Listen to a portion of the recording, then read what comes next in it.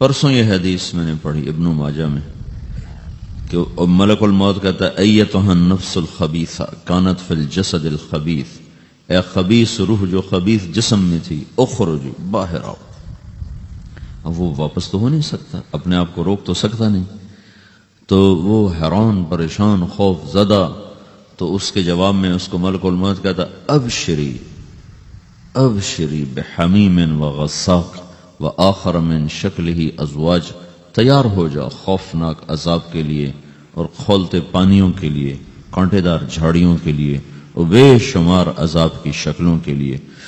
تو اس کی روح کو جب کھینچتے ہیں تو رگ رگ سے وہ کٹ کٹ کے نکلتی ہے، تو سارا وجود زیر و زبر ہوتا ہے، سکرات کا درد ساری دنیا کے دردوں پر حاوی ہے۔ جب اس کی روح نکلتی ہے اور اس کو لے کر آسمان پر چلتے ہیں تو دروازے پر پہنچتے ہیں تو اندر سے فرشتے پوچھتے ہیں کون ہے؟ کہتے ہیں فلاں فلاں کا بیٹا ہے۔ کہا نفس خبیثہ فی الجسد الخبیث، یہ تو وہی بدماش ہے جو بدماش جسم میں تھا، یہ وہ بدبخت روح ہے جو بدبخت جسم میں تھی، اس کے لیے آسمان کے دروازے نہیں کھول سکتے، اسے واپس کر دیا جائے۔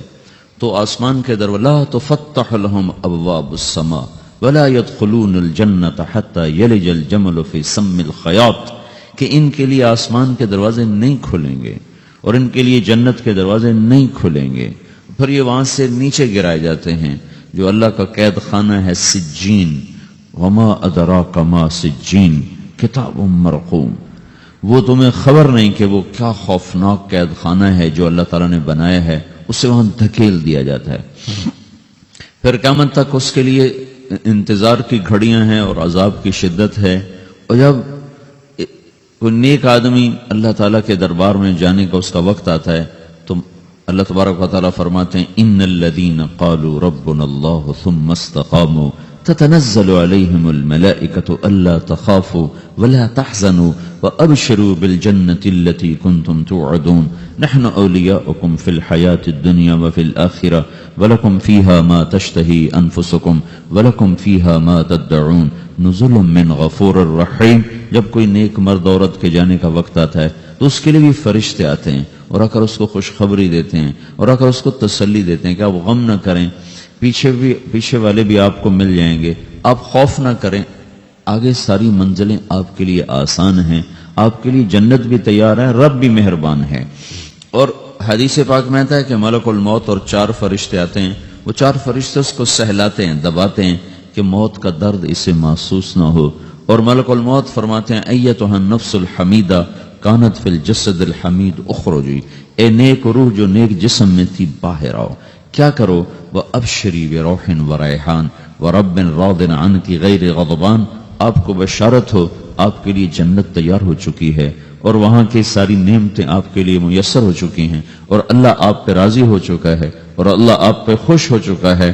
اس پر اس کی روح کو نکالا جاتا ہے، پھر سارے فرشتے اس کو استقبال کے ساتھ جب آسمان پر لے جاتے ہیں تو اندر سے پوچھتے ہیں کون ہے؟ کہ فلاں فلاں کا بیٹا، فلاں فلاں کی بیٹی۔ کہتے ہیں نفس حمیدہ فی جسد حمید، یہ تو نیک روح تھی جو نیک جسم میں تھی، مرحبا بہی، اس کو ہم سب استقبال کس کا کرتے ہیں، اور ایک دم آسمان کے دروازے کھلتے ہیں، پھر وہ پہلا دوسرا تیسرا چوتھا سارے آسمان پار کرتا ہوا اللہ پاک کے عرش کے نیچے کے جا کر، مرد ہے یا عورت، وہاں جا کر سجدے میں سر رکھتا ہے اور اللہ تعالیٰ فرماتے ہیں ہاں اس نے ہمیں خوش کیا، ہم اسے خوش کریں گے، اور اس کو عافیت کے ساتھ وہاں آسمان میں، پہلے آسمان سے لے کر اللہ کے عرش تک یہ سب ویٹنگ روم بنے ہوئے جہاں اللہ اپنے اپنے درجات کے مطابق جنت والوں کو ٹھہراتا ہے، اور وہ انتظار گاہ ہے اور وقت ختم ہو جاتا ہے، لہذا انتظار کی جو تکلیف ہے وہ بھی ختم ہو جاتی ہے۔ وقت ختم تو انتظار کا احساس ختم اور ٹائم کے گزرنے کا احساس ختم۔ تو جیسے اصحاب کہف کو اللہ نے غار میں داخل کر کے تو غار کے اندر سے وقت کو نکال کے باہر پھینک دیا، باہر 300 سال گزرے، اندر آدھا ہی دن گزرا تھا۔ وہ جب اٹھے ہیں تو وہ 25 برس کا نوجوان 325 سال کا ہو کے نہیں اٹھا، وہ 25 سال کی عمر میں اٹھا ہے، نہ ناخن بڑا ہے، نہ مونچھیں بڑی ہیں، نہ ان کی داڑیاں لمبی ہوئی ہیں، چونکہ تو زندہ تھے، مر نہیں گئے تھے، تو زندہ کے تو بال بھی بڑھتے ہیں، ناخن بھی بڑھتے ہیں، لیکن وہ اس طرح اٹھے کہ 300 برس گزر گئے اور 25 برس کا نوجوان 25 سال کی عمر میں اٹھائے، 20 برس کا 20 برس کی عمر میں اٹھائے، اور وہ کہنے لگے کم لبثنا، بھائی کتنا ٹھہرے ہیں، کہ یومن او بعد یومن، لگتا ہے کوئی دن آدھا دن ٹھہرے ہیں۔ وہ صحیح کہہ رہے تھے۔ باہر اللہ تعالیٰ نے وقت کی گھڑی کو چلائے رکھا اور اندر غار میں اس کو سوئچ آف کر دیا، نکال دے، یہاں وقت کو داخل نہیں ہونے دیا، تو وقت کے گزرنے سے جو بھی اثرات مرتب ہوتے ہیں وہ ان پر مرتب نہیں ہوئے، تو وہ 20 آدھے ہی دن کے بعد اٹھے ہیں، باہر 300 سال، اندر آدھا دن۔ یہی کچھ اللہ تبارک و تعالیٰ برزخ میں کر دیتا ہے، وقت کو ختم کر دیتا ہے، گزرنے کا احساس نہیں ہوتا ہے۔ تو اس طرح میرے عزیزو، یہ دو موتیں ہر انسان دیکھتا ہے، یا وہ جنت کے فرشتوں کا استقبال دیکھتا ہے یا جہنم کے فرشتوں کی مار اور پٹائی کو سہتا ہے۔ رابعہ بصری رحمت اللہ علیہ کا انتقال ہونے لگا تو انہوں نے رات کو فوت ہوئی، تو انہوں نے اپنی خادمہ کو بولا کہ فرمایا کہ کسی کو بتانا نہیں، جب میں مر جاؤں تو پڑوس میں 2-4 کو بلا کر نا میرا جنازہ پڑھوا دینا، اور جس کرتے میں تہجد پڑھتی تھی وہی میرا کفن بنا دینا، اور صبح بے شک لوگوں کو بتا دینا، میرے مرنے کے بعد میری میت کو رکھنا نہیں، فوراً دبا دینا۔ جب ان کا انتقال ہوا تو انہوں نے پڑوس کے 2-4-10-20 آدمی بلائے اور ان کو تدفین تجہیز سب کچھ ہو گئی۔ صبح شور مچا کہ وہ رابعہ بصری کا انتقال ہو گیا۔ تو اگلے دن وہ خواب میں اس خادمہ کو ملی اور کہا بیٹی تیری بڑی مہربانی، تو نے میری وصیت کے مطابق عمل کیا۔ اس نے دیکھا کہ انہوں نے ایک خوبصورت سبز لباس پہنا ہوا ہے، تو وہ فرمانے لگی، انہوں نے سوال کیا کہ آپ کے ساتھ قبر میں کیا ہوا؟ تو وہ کہنے لگی کہ میرے پاس منکر نکیر آئے تھے اور مجھ سے کہنے لگے من رب کی، تیرا رب کون ہے؟ تو میں نے کہا سبحان اللہ، 40 برس جس کو میں نہ بھولا سکی اس کو 4 ہاتھ زمین میں آ کے میں بھول جاؤں گی۔ ان کا 42 برس کی عمر میں انتقال ہوا تھا۔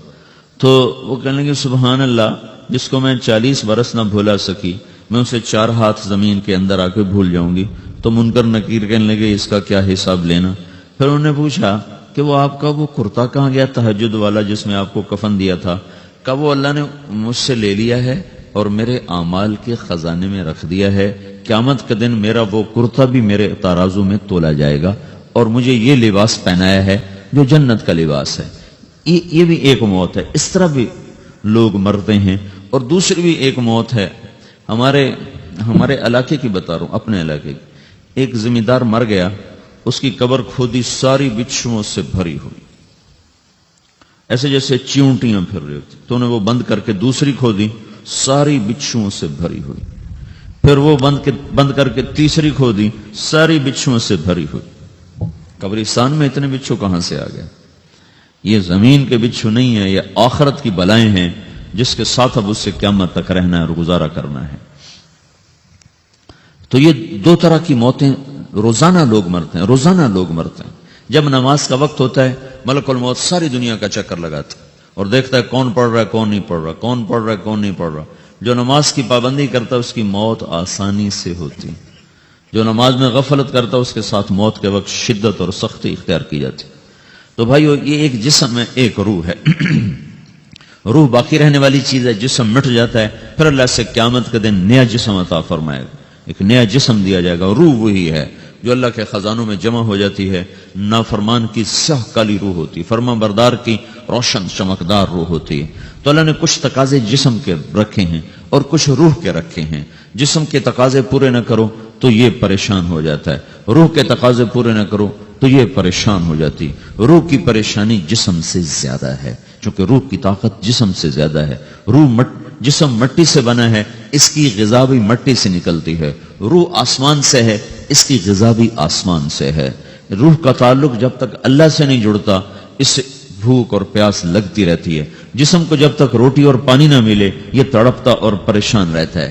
جیسے اللہ تعالیٰ نے ہمارے جسم میں روٹی اور پانی کی طلب کو بے ساختہ رکھ دیا ہے۔ میں بیان کے دوران بھی پانی پی رہا ہوں، آپ دیکھ رہے ہیں کہ میرا حلق سوکھ جاتا ہے، مجھے طلب محسوس ہوتی ہے پانی، حلق سوکھتا ہے پانی کی طرف بھاگتے ہیں، بھوک لگتی ہے ہم روٹی کی طرف بھاگتے ہیں۔ یہ ایک ایسا اندر میں آٹومیٹک سسٹم ہے کہ ہم اس کو آف نہیں کر سکتے۔